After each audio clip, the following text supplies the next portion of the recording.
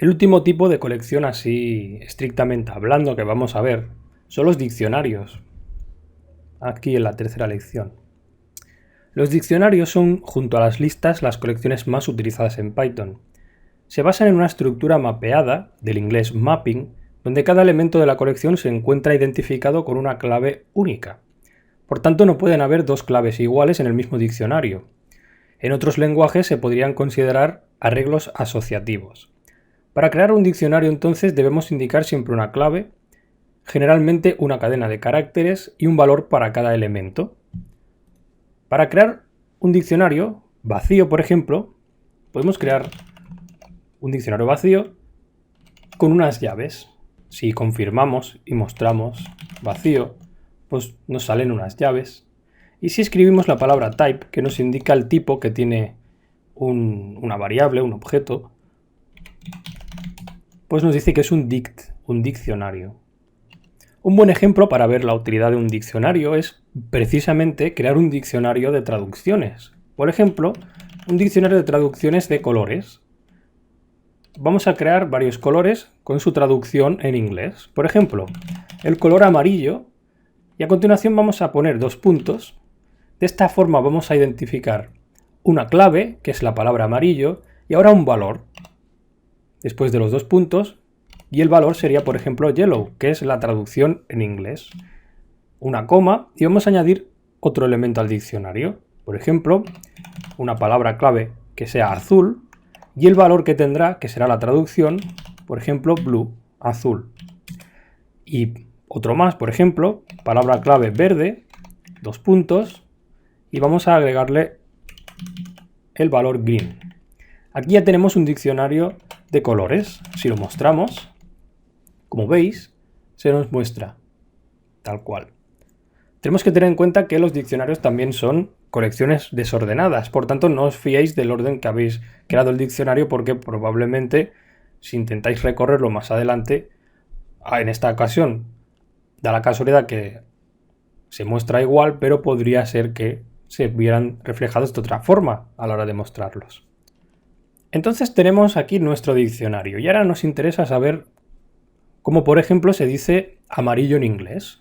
Pues simplemente para mostrarlo, para acceder al valor tenemos que poner la palabra o la variable del diccionario, unos corchetes, como cuando accedemos a los elementos de las listas, y ahora, en lugar de referirnos con un índice, nos vamos a referir con la palabra clave. Por ejemplo, el color azul, ¿cómo se dice en inglés? Y nos dice blue. O ¿cómo se dice amarillo? Entre así, amarillo, pues se dice yellow, porque lo tenemos aquí arriba ya guardado, ¿no? Bueno, pues de esta forma podemos acceder a los elementos del diccionario. Se puede llegar a utilizar como índices también números, es decir, por ejemplo, crear un diccionario identificando con números, por ejemplo, un 0 o un 10, y luego yo le pongo aquí un valor de 10. Una clave que sea 20, que esto es una tontería, pero solo quiero enseñaros el ejemplo. 20. ¿De acuerdo? Entonces, en esta ocasión, en lugar de referirnos con una palabra, con una cadena de texto, nos referiríamos como si fuera el índice de una lista, pero en realidad nos estamos refiriendo a la clave del diccionario para ese valor, como veis. Bueno, de la misma forma que podíamos modificar registros en las listas, también podemos modificar los registros de un diccionario. Simplemente tenemos que redefinir, por ejemplo, a través de su clave, por ejemplo, amarillo. Ahora quiero que la traducción, en lugar de ser la que había antes, sea, por ejemplo, la palabra white, que sé que está mal, porque es blanco, ¿no? Si volvemos a mostrarlo, pues ahora representa que lo he modificado, ¿no? Amarillo ya no es yellow, sino que me sale white, lo hemos cambiado. Pero de esta forma podemos, pues, modificar los registros del diccionario. Y también podemos borrar una clave y su valor. O sea, ese elemento que forman la clave y valor lo podemos borrar. ¿Cómo? Pues simplemente utilizando la palabra del, de delete, y pasándole, pues, la referencia al índice, a la palabra clave que queremos borrar. Por ejemplo, vamos a borrar este amarillo. Lo confirmo. Vamos a volver a mostrar este diccionario de colores y ahora debería haber desaparecido el amarillo. Como veis, ya no lo tenemos. La verdad es que son parecidas a las demás colecciones, tanto que podemos utilizar sus valores directamente. Por ejemplo, imaginad que tenemos un diccionario de edades donde voy a poner el nombre de una persona y su edad. Por ejemplo, voy a poner Héctor y mi edad, por ejemplo, 27. Por ejemplo, voy a poner Juan y este va a tener una edad de 45. Y por ejemplo, María, no pongo el acento a María porque no es muy recomendable que pongamos caracteres extraños en los nombres de las claves del diccionario. Por eso lo estoy poniendo sin tilde. María tendrá 34 años. Entonces, por ejemplo, si mostramos las edades, ahí tengo Héctor, Juan y María, y podemos modificar directamente pues la edad de Héctor, haciendo referencia a edades, para la palabra clave Héctor, y directamente asignación, suma en asignación, vamos a incrementarlo en 1, y ahora lo muestro otra vez, y representa que ha aumentado pues la edad de Héctor en 1, ¿no? En asignación directa. O incluso podemos mostrar, yo que sé, las edades de Juan más la edad de María sumadas, por poner alguna cosa, y da 79. Algo útil también que podemos hacer es recorrer todos los elementos de un diccionario con un bucle for. Lo que tenemos que hacer es poner for edad in edades y poner pues un print, por ejemplo, de la edad. El problema al hacer esto, como veis, es que no accedemos a los valores, sino que accedemos a las palabras clave. Por defecto, cuando estamos recorriendo con un for un diccionario, lo que conseguimos son las claves. ¿Cómo podemos sacar o hacer referencia de alguna forma a los valores y no a las claves? Bueno, directamente podríamos hacer lo mismo, for edad in edades, pero teniendo en cuenta que lo que recogemos no es la edad sino la clave, vamos a cambiar la palabra edad, vamos a llamarla clave, y ahora vamos a referirnos a la hora de mostrar al diccionario edades, pero entre corchetes pasándole la clave que estamos recorriendo, 34, 28 y 45.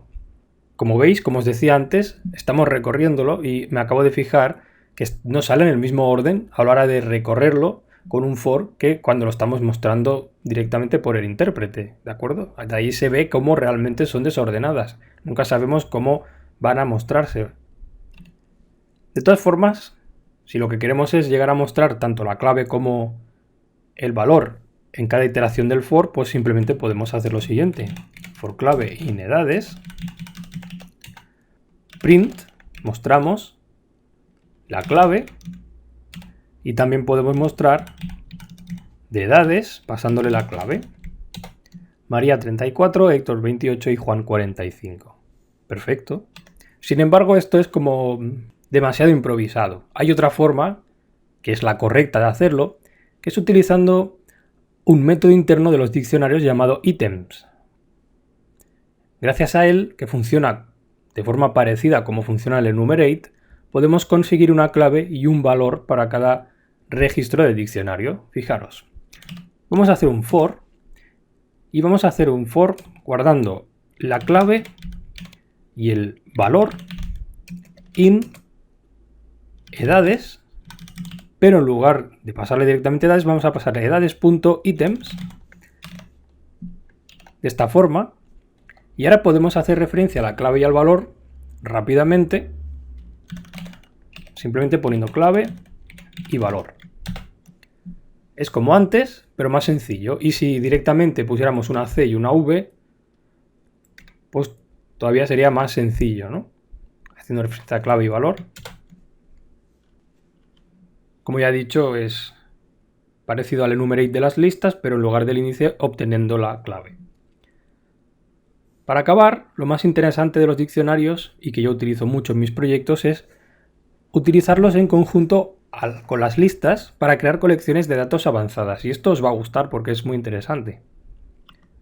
Imaginar que quiero crear una lista de personajes. Cada personaje tiene un nombre, tiene una clase. Imaginar que estoy haciendo un juego o algo así. Y una raza. Pues por ejemplo, podemos utilizar una mezcla entre diccionarios para guardar cada atributo o cada variable, no sé cómo decirlo, de nuestro personaje, su nombre, su clase, su raza, y luego introducir estos diccionarios dentro de una lista de personajes. Vamos a comenzar creando la lista de personajes. La vamos a crear vacía, así. Luego vamos a crear un personaje. Por ejemplo, vamos a crear un personaje, la P, y va a ser un diccionario. Un diccionario con un nombre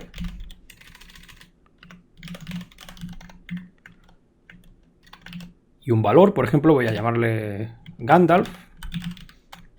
Vamos a hacerlo del Señor de los Anillos. También una clase, como si fuera un juego. Vamos a decir que es un mago. Y una raza, por ejemplo, diciendo que es un humano. Lo guardamos. Y en P ya tengo un personaje que es un diccionario. Entonces podemos agregar este personaje a la lista de personajes. Personajes, append, y le pasamos la P. Ahora si mostramos personajes, tenemos una lista con un diccionario, un elemento, de esta forma. Podemos crear más. Vamos a crear más personajes. Otro personaje que en lugar de ser Gandalf podría ser Legolas, que sea un arquero y un elfo. Voy a guardarlo y voy a hacer lo mismo que antes. Voy a añadir esta P y por último también voy a crear otro personaje que sea Gimli, el guerrero enano. Lo guardo, lo vamos a meter en la lista de personajes y ahora en personajes, si lo mostramos, pues tenemos nuestros tres personajes. El mago Gandalf, que es un humano, el arquero Legolas, que es un elfo, el guerrero Gimli, que es un enano, y podemos recorrer cómodamente todos estos personajes obteniendo su información para manipularla o consultarla. Por ejemplo, podemos hacerlo pues con un for. Ya que estamos recorriendo una lista, pues for, personaje, vamos a poner una P, in personajes, y ahora podemos hacer un print y le vamos a pasar, por ejemplo, de cada personaje haciendo referencia a su nombre. Luego vamos a poner una coma, vamos a hacer referencia también a su clase y por último a su raza. Si ejecutamos esto, ahí tenemos Gandalf, el mago humano, Legolas, arquero elfo y Gimli, guerrero enano. ¿Qué os parece? Puede ser una forma muy interesante para manejar distintos datos para un videojuego o algún tipo de registro y se puede aplicar para muchas otras cosas. Bueno, espero que os haya gustado. En la próxima lección seguiremos trabajando con algunas colecciones, pero un poco distintas.